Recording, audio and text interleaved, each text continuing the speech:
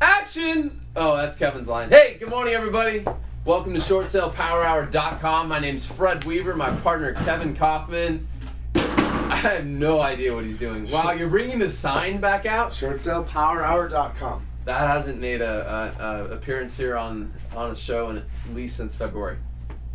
So hey, we're Group 4610, Arizona's premier short sale team, and you're watching Forgettable or Unforgettable Friday. I think this one's going to be forgettable. Okay, well, we used to have another name for the Friday episode. Effed up. Yeah, but we don't call it that anymore. E-F-F-E-D.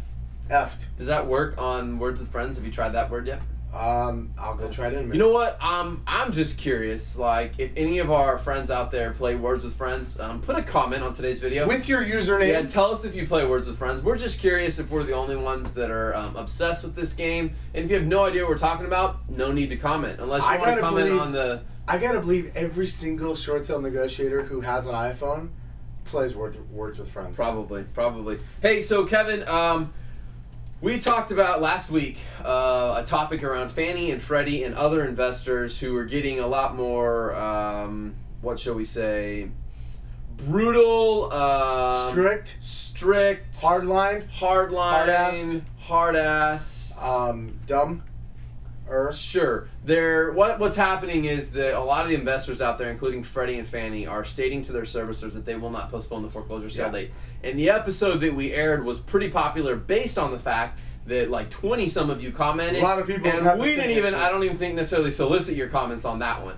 Yeah, and it was just a hot topic. It's a hot topic. In fact, our friend Brian Gubernick was telling us the other day that he unfortunately had a bad situation with a couple properties. So, I mean, I know Brian, and I know... Brian to lose 3 in a month, much less 3 in a day. Yeah. Sorry, Brian, I'm not throwing you under the bus. No. To all of us. I'm not either. In fact, I'm here to say that, like, it's happening out there. So, I wanted to just kind of bring this back around, and I wanted to talk a little bit around Brian's real struggles. Not Brian's struggles, but it's really struggles of the investor and what's going on. And I know he escalated and didn't get anywhere. We had a situation with Fannie Mae just this past week, and we went directly to them as we had an approval, and the approval had only been issued about 10 to 14 days before the foreclosure sale date. Yeah. And so we went directly to Fannie Mae. One of the guys on our team, David, went and emailed and called, like, I don't know, Fannie Mae corporate for all I know. I don't even know who he contacted. And they put somebody assigned us to our case, and they actually did postpone the foreclosure sale date.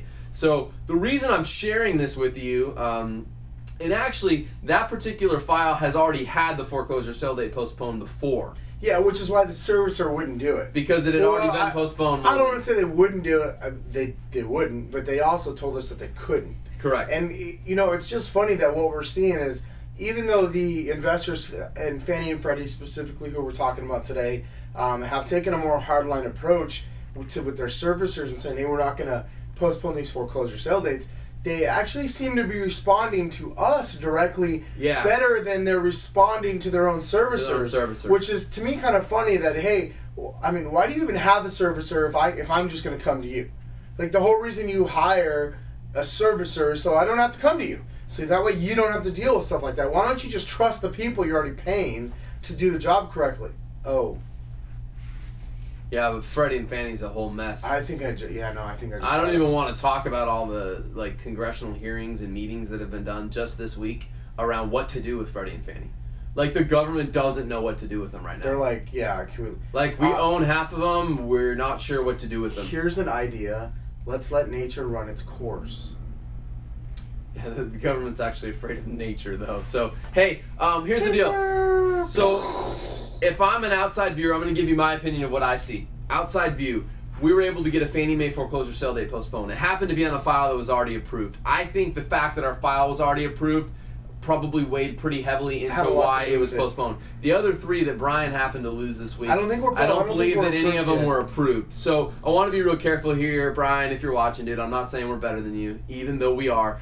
We are Arizona's premier short sale team. I'm just riffing on you, Brian. But what I'm really saying here, guys, for our viewers at home is that if you do not have an approval yet on your short sale, you've got to be waving like a red flag. It's going to be a little harder, for sure. At least 30 or 21 days out. Like, I really think you need to be screaming from the rooftops to get your file reviewed and approved. What I think's going to happen is if the file hasn't even been reviewed and approved, a lot of times they're not going to be willing to postpone the sale date. You're toast.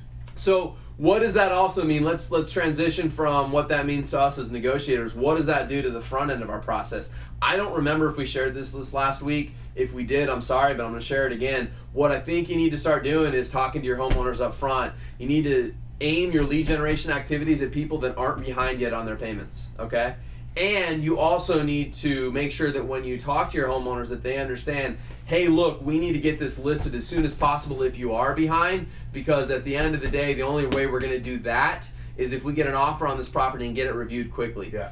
One of our friends, Lacey, posted on last week's video, actually. She posted the other day. I don't know if you've seen it yet. And she basically poked fun at how dumb it is because Fannie and Freddie won't even allow a short sale to be submitted to them if the homeowner's current on payments. Yet, both Fannie and Freddie won't postpone a sale date when the owner's behind on payments. So, it's like this double... We can't get sometimes it takes months and months to get the process through. I mean, like from the servicer to receive an offer and actually submit it to them can take an awfully long time. Well, you just got quoted today. How much on a Freddie deal? It was Freddie, wasn't it? Oh my goodness, 4 to 6 weeks. Fingers crossed. End quote. Who's the servicer? City said, hey, and let me give a little backstory on that one. That was actually one we saved from foreclosure a couple days ago. Literally an hour postponed 60 days. Yeah, 60 days. It got postponed an hour before sale. That one's not approved, but we have a good offer that meets their minimum net. But we knew their minimum net. We got it to them. So then once we got the deal approved, I asked my negotiator, great, now how long before it's approved? He said, quote, 4 to 6 weeks. Fingers crossed. End quote. Yeah, so that sounds like we're going to be escalating directly to Freddie. Yes. Okay. Mark Johnson, I'll be calling tomorrow. So here's the deal, guys. I hope that somewhere in this very unorganized mess of an episode, you got some good pointers on what to do if you're already facing a foreclosure sale date and if you're talking to your homeowners up front as well. So let's wrap it up like we always do. I want to remind you that Monday begins a brand new week here on Short Sale Power Hour. Viewer Week. It's Viewer Week. If you can come up with a better title than Viewer Week, please post below. That's the best I've come up with yet. But you, our viewers, have actually submitted us videos. We have 5 videos selected to air Monday through Friday of next week, and they are stories from you, our viewers, some of your most difficult short sale challenges ever. Some of them are a little bit more on the serious side, but very good information. Some of them are almost as crazy as you and I. I didn't think anybody out there was as crazy as you and I, and they're quite entertaining. I'm excited to see every single one of them. I've watched them all, actually, but I'm excited to watch them. They're good stuff. It's some really good And there's some people that have done some stuff you and I have never even done. There's a foreclosure sale date rescindment story in there. Yeah. There's a big old escalation to the CEO of Fannie or Freddie. Yeah. I mean, there's some great stories from our viewers. So come back next week and check that out. 1, 2, 3. Short Sale Power Hour. Short Sale Power Hour. Don't forget, Wednesday, August 25th. Las Vegas. Crush it short sales. Register today. See you Monday.